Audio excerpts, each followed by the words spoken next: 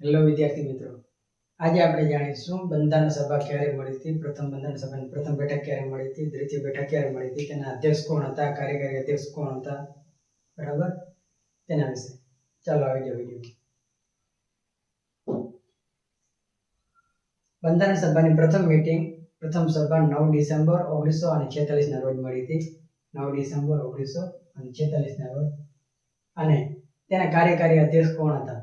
તો તેના કાર્યકારી અધ્યક્ષ હતા ડોક્ટર સચ્ચિદાનંદ સિંહા.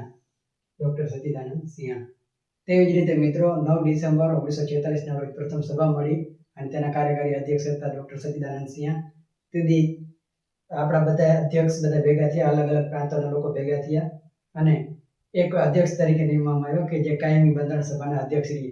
તેવી રીતે કાયમી અધ્યક્ષ બનાવવામાં આવ્યા ડોક્ટર રાજેન્દ્ર પ્રસાદને 9 ડિસેમ્બર 1946 ના રોજ કાયમી અધ્યક્ષ બનાવવામાં આવ્યા. અને પાછી નવી બંધારણ સભાની બેઠક ક્યારે બોલાવવી તેના વિશે ચર્ચા વિચારણા કરવામાં આવી.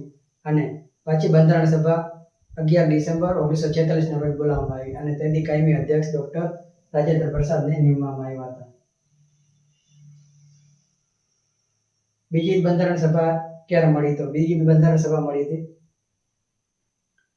અને ત્યાર પછી 11 ડિસેમ્બર 1946 ના રોજ બીજી સભા બોલાવવામાં આવી જે ડોક્ટર રાજેન્દ્ર પ્રસાદની અધ્યક્ષતામાં હતી.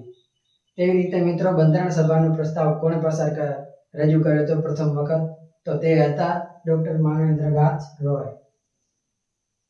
માનવેન્દ્રનાથ રોયની અધ્યક્ષતામાં બંધારણ સભાનો પ્રસ્તાવ રજૂ કરવામાં આવ્યો હતો. ચાલો મિત્રો, કેવો લાગ્યો વિડીયો? જો વિડીયો સારો લાગ્યો હોય તો લાઈક કરજો, કોમેન્ટ કરજો અને ચેનલને સબસ્ક્રાઇબ કરજો. ચાલો મિત્રો, મળીએ નેક્સ્ટ વિડીયોમાં.